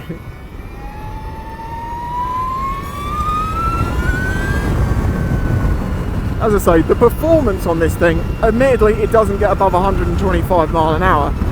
The Ego, this very similar version of Energica, can do 150, but this only does 125. But on today's roads, do you need much more than 125? I mean, you don't technically need more than 70, but let's not lie to ourselves. We all we ride bikes for being fast, but generally, I don't go over 100 miles an hour. I don't need to. The roads are never open or free enough to really do that.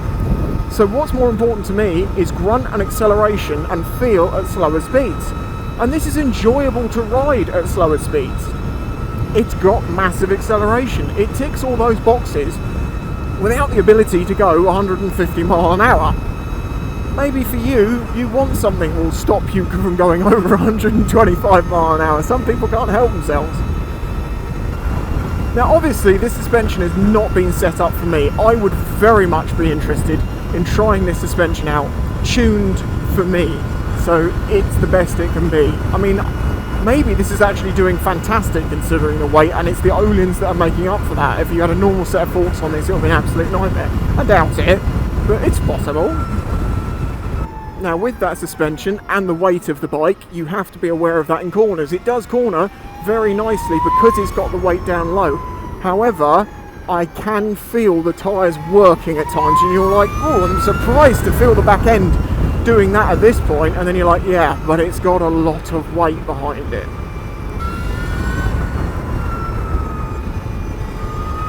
But for this sort of stuff, it's an absolute joy. Very easy to ride, obviously, with no clutch. The throttle is very, very smooth and progressive. It is, it's got to be quite sharp because you've got a lot of motor going on here and you don't want it to be dull and unreactive, which, putting it into things like the eco mode, can make it feel that way. But, you choose your modes. Another nice thing about this bike is the fact that it doesn't reduce your power over time too much. There is some reduction as it gets towards the lower ends of the battery. However, other electric motorcycles, when you get to about 70% on the battery, it starts tuning down the power it gives you, and it keeps tuning it down and tuning it down. And the reason it's doing that, it wants to give you a bit more range, and I can understand why the companies want to do that, but I don't want a bike that only works to its full potential 30% of the time. I want it to work all the time, and if that means that I get 5 or 10 miles less range, let me have 5 or 10 miles less range, but at the full power. As I say, this bike, right down to 30 odd percent, 20%, doesn't seem to curtail the power too much. There was a point in my range test where I basically went up a slip road, gunned it, and for a split moment the motor sort of went, oh maybe not, and then continued. And I don't know what that was about, and if it was traction control or what. On the dash there was nothing to really give the idea other than the power indicator went from red to green for a moment and then back again. It was like no, too much power, we haven't got that. Oh, I have it back. Dunno, not something I've really experienced before or since.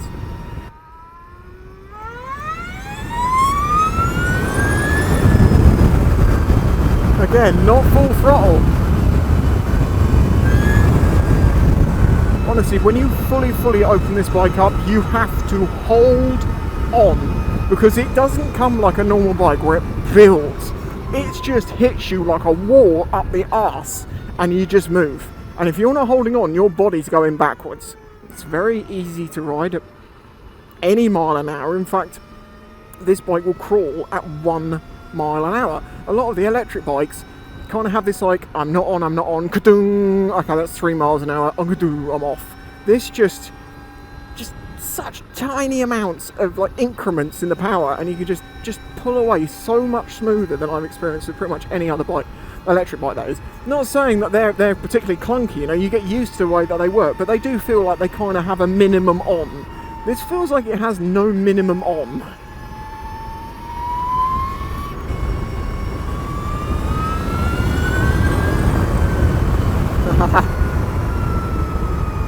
You do have to be respectful and understand that, yeah, this thing's flipping quick, but it's also flipping heavy, which means it takes a lot to brake. And yeah, the Brembos on it are very good, as you can see. However, you did notice there was an amount of continuing on there. I could have gone a bit harder, but I'm trying to be a little bit more careful with this, and I don't want to scratch it any more than it's already been scratched. However, you do have to respect the fact that physics exist, and if you accelerate 268 kilos up to X amount of miles an hour, it's going to require X amount of force to slow the thing down, and that may take a little bit more time.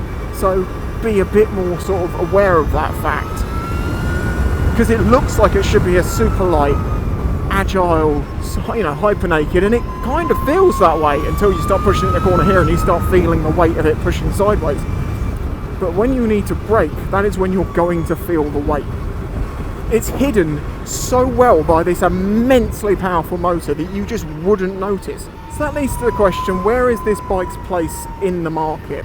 Is it just an expensive toy for people with a lot of cash? To a point, yes.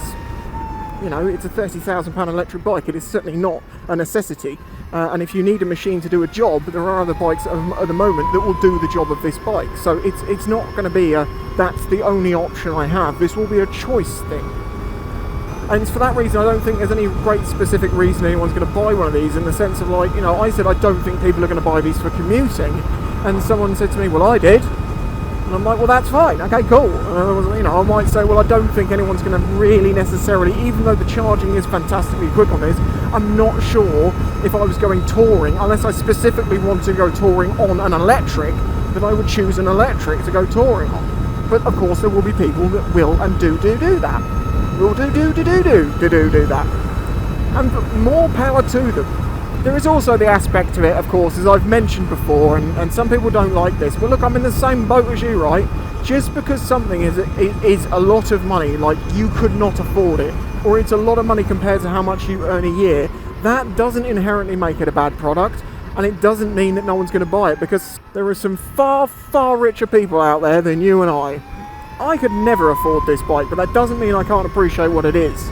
Okay, I've put the cruise control on to 19 miles an hour, and it's going to maintain my speed both downhill and uphill.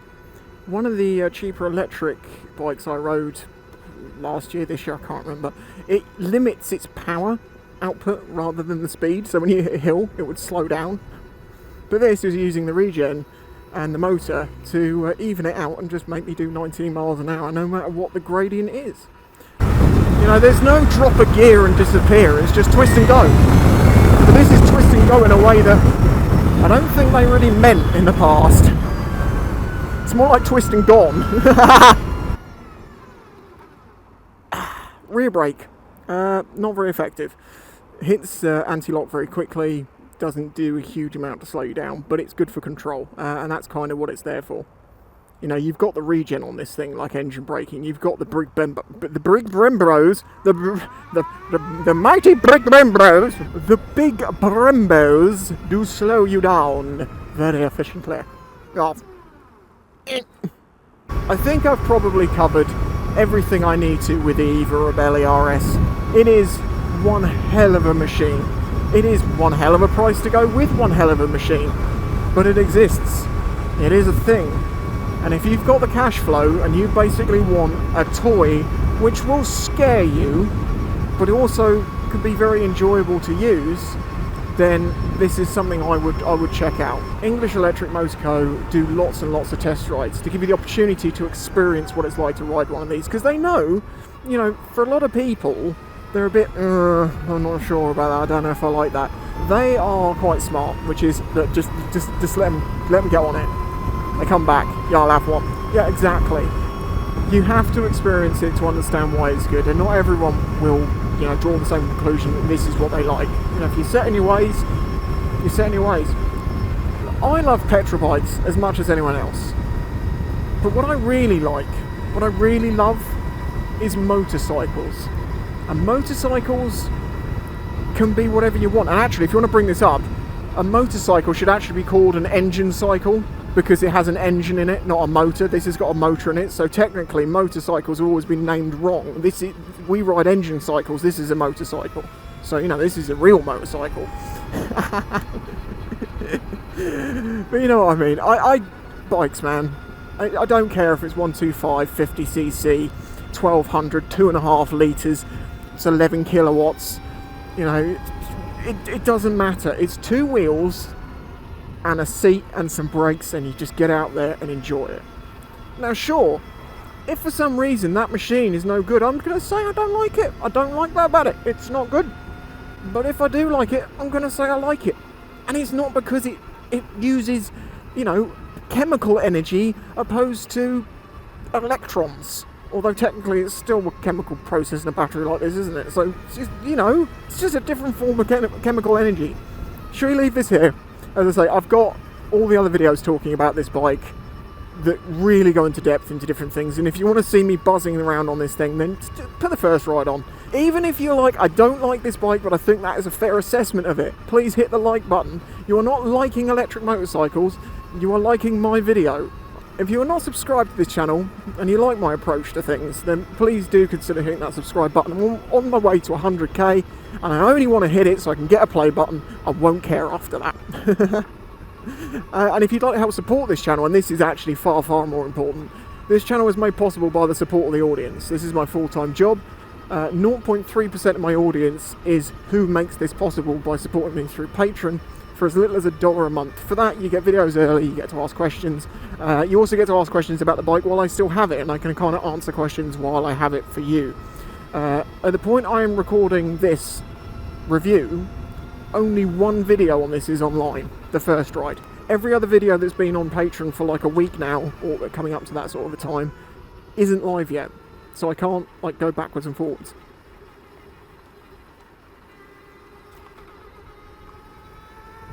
Horses don't mind it. Something does surprise me. I always thought the horses and dogs would be freaked out by this noise, but they're more chill about it. Anyway, stop talking and end the video. Huge thanks for watching. Big thanks for English Electric Motor Co. for lending me this one. And I will be doing lots more electrics in the future, because we're going to see a lot more of them, whether you like it or not. Catch you next time.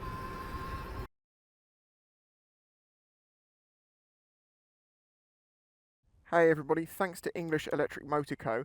I currently have a Energica Eva Ribelle RS bike on loan. I've done lots of videos on this review and all sorts. This is an electric machine and it has reverse, and for that reason, because I can make this video, I'm going to make it. I know it's slightly absurd, but more and more bikes these days are actually getting reverse gears, particularly if they're electronic or if they're big and heavy. Interestingly, to my understanding, even the petrol bikes are using electrics to reverse them because they're using the starter motor in reverse. You know, they don't put gears in the gearbox to actually give it a reverse. This kind of does have a true reverse, although, 3 miles an hour, something like that. The reason why you'll find it on electrics as well as big heavy bikes is because electrics tend to be heavy bikes. This one is 260 kilos. There is a slight incline there, and I'm going to attempt to push it up it backwards. Okay, so let's try this method. This is the manual handling method, and yep, as you can, yeah. I mean, if I tried to put them back out, maybe I could, but what we can do, because we have an electric,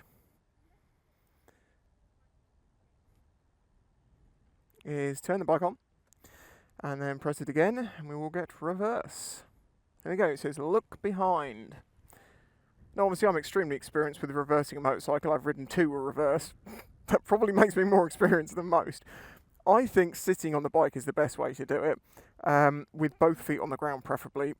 Have your fingers on the the front brake, because you can drag that to slow yourself a little bit, but this isn't fast. I mean, look, I can actually walk at this speed.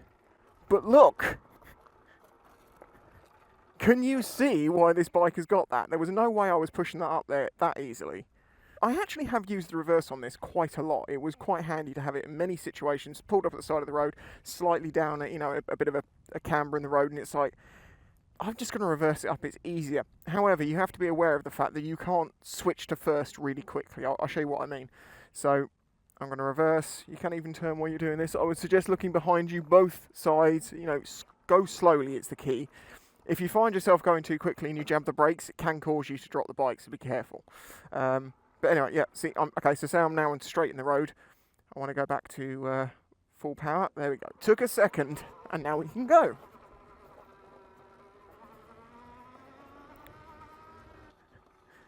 If you want to consistently reverse a bike, well then you're going to have to use your feet like skis and risk dropping the thing at any moment.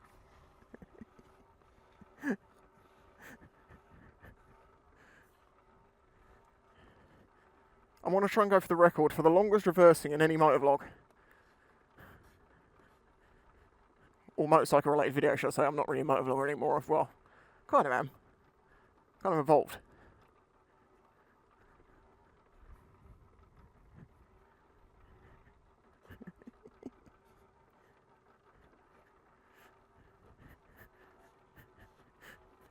Try not to drop this bike. Oh, by the way, if you don't know, this bike's worth 30 grand. You heard correctly, 30 grand.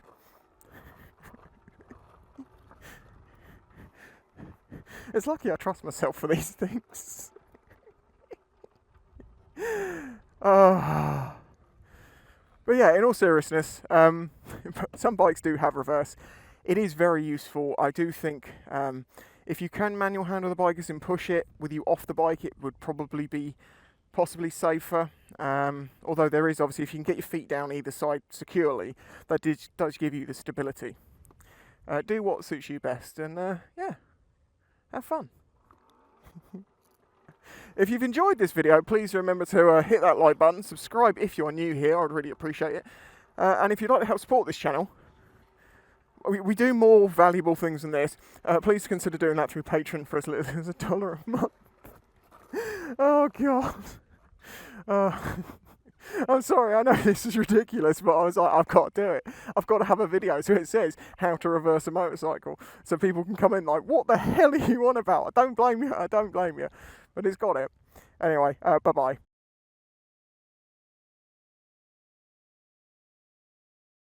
Hi everybody, it is with thanks to English Electric Motor Co that I still have the Energica Eva Ribelle electric motorcycle on loan from them.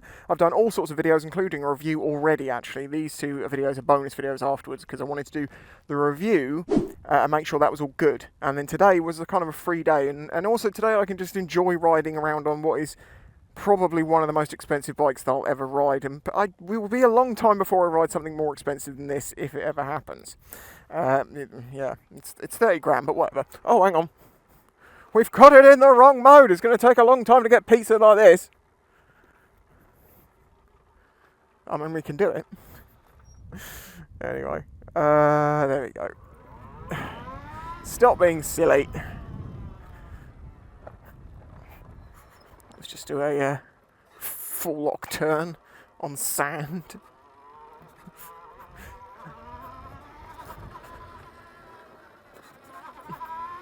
I know I'm extremely lucky to get the opportunity to, have one of these at my disposal for 10 days to use it like my bike and not really worry about it too much. It's an interesting thing. I don't know why, but it never really bothered me that this bike is 30k. It just doesn't equate in my brain. You know, that's years of earning for me. But I don't know, maybe it's just a confidence that I can ride bikes. I mean, this is no different really to any other bike I've ridden. Apart from, it's pretty damn powerful. And it makes a cool noise.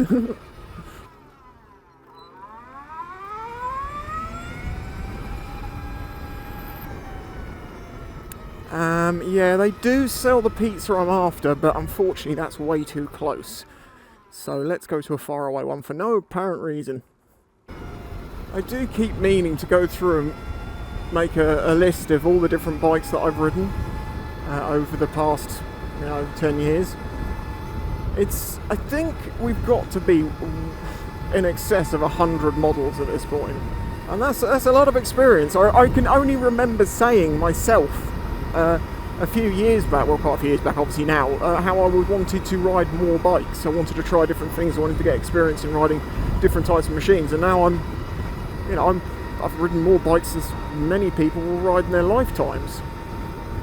And yeah, it's definitely a privilege to do such a thing. I think I've one last shot of adrenaline.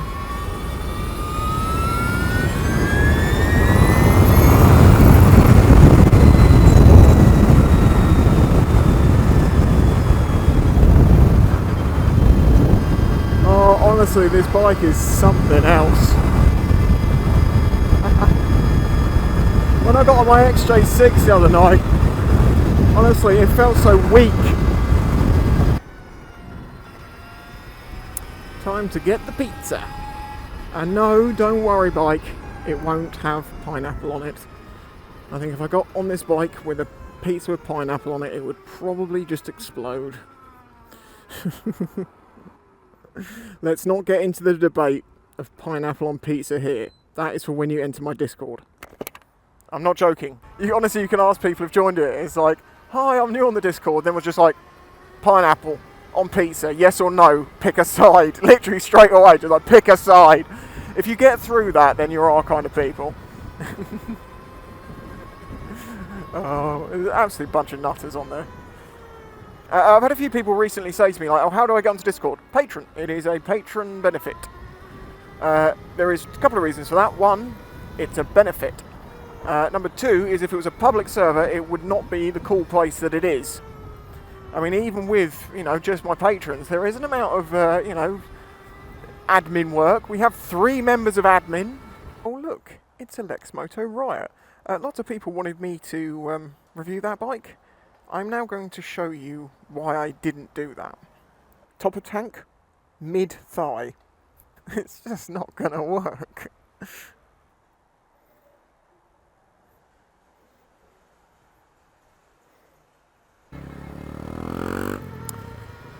It's quite a cool little Honda 250. Doesn't make me too jealous. I'll have the DR back soon. As much as I did enjoy riding it, and it's fun to have, And I didn't really worry about the price of it too much, to know I don't have to worry about looking after a thing of such value. I mean, nothing I own is close to the value of this. I mean, what is the most valuable thing I own? Probably my DR. Probably my DR.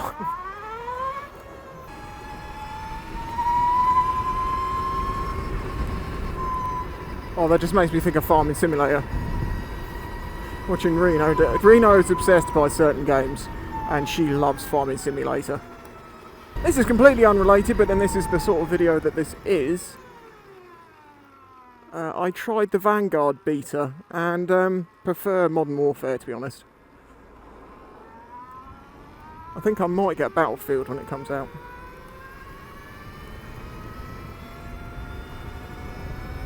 I don't know, I can't decide. It's just I prefer the old COD, so it's like, what's the point of getting this new one? And I suppose I should get some more specifics. It just, Vanguard felt, and I know it was the beta, so it might get improved, but it felt, I don't know, how did you find it? A bit clunky? A bit slow, a bit clunky? Very satisfying headshot noise. Nothing quite like it. Well, there may be. I don't know, I don't do that much gaming. I was playing on PC, by the way. I'm a convert, although I have an Xbox 360. No, Xbox One, sorry. I converted, I'm now a PC gamer, I buy my games on PC and use a controller, and that was the key. As soon as I had a PC that could hack these sorts of games, and I could get a controller connected to it, that's it, I'm a convert. Absolutely love it. And yes, I play COD on a PC with a controller. Apparently that's weird, I'm told. I mean, I do alright.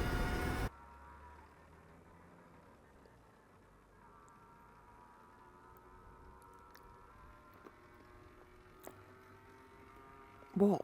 I'm having fun, leave me alone. I just love how slow this bike is. Well, no, you know what I mean, how slow it can go. You know, they say about, or people say that with a motorcycle, a normal internal combustion engine motorcycle, I'm imagining something with an inline 4 V-twin, something reasonably big, that you can rev the engine up and use the is it centrifugal or is that centripetal? Whatever, the force of the engine will hold the bike up so you can balance easier. Now, that's not something I've ever needed to do. I've always been able to balance bikes because I've always played the slow games. I've prided myself in slow control, and I will think you will find that I am very proficient at slow control. If you don't believe me, Jesus, did you see what I did on that R18? They were all watching me and I'm like, commit, believe, just do it. But yeah, years ago I made a thing called the Spice 110 Slow Control Challenge, where I just sort of did a few basics things on camera. It was like, if anyone fancies having a go at that, so how much slower you can do it, go ahead. I don't remember anyone submitting a video, if I'm honest. I do remember someone saying that they dropped their bike. I did say in the video, if you drop your bike, and I'll say it again now, if you go back, find that video and watch it and go, oh, I'll do this, drop your bike, your problem, not mine. I didn't drop mine. Oh yes, salad. If you don't know what I'm talking about, you're in for a treat. Oh no, I missed your treat. Hold on. Oh, that's dry and crispy, you don't want that. Yoink! Yes! There's your leaf. Now what we do is we get round this corner, then we hold it there, and then we let go, and then we just got to keep the wind pressure on and keep it there as long as we can. It's lucky I've got two cameras. Right, okay. Don't slow too much. I can check my mirrors and my eyes, by the way. This morning I broke the record for the longest reversing on a motorcycle on a YouTube video on my channel. And now I'm going for the record of how long I can keep a leaf on my face. No, it's all going to fall apart now. Here we go, and it's over.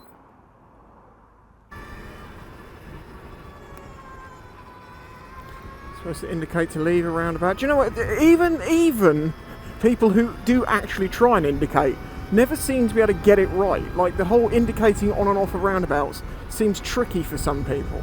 And just pulling it out, there you go, they're not indicating.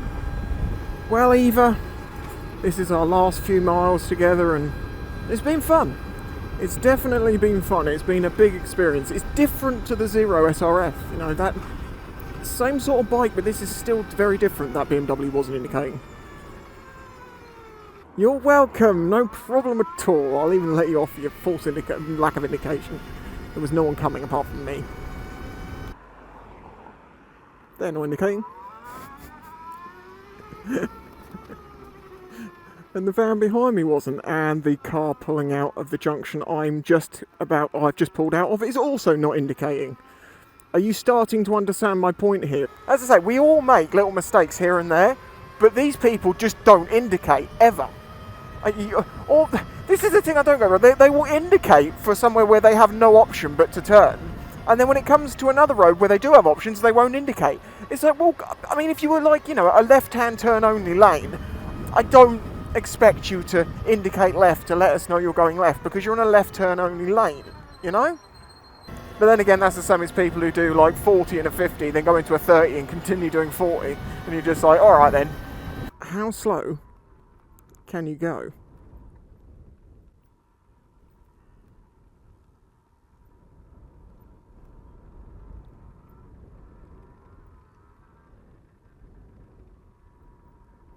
This might confuse people, because you can't even really hear the electric motor going. 3, oh, I'm going way too quick. Like, you'll win every slow race on this, as long as you can balance. See, I don't feel like there's any great difference between this and having a petrol engine in it. 2.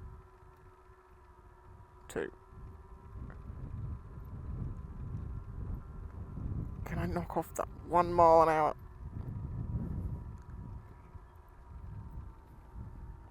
There it is, 150 RPM on the motor.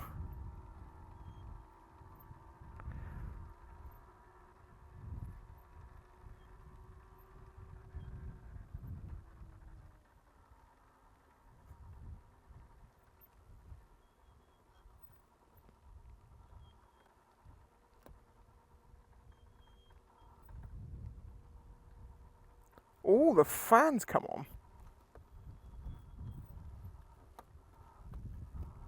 Behind me? Nope. What am I doing? You get the point. You can ride this very slowly. I wonder how much more power it's going to need on the sand.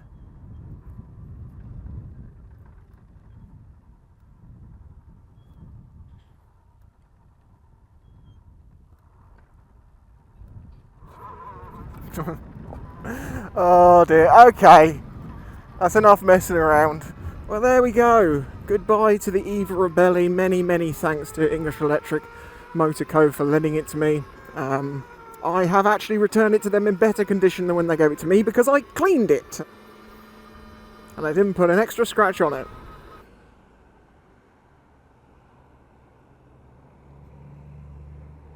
What is that? Is that a TVR? It's got TVR lights.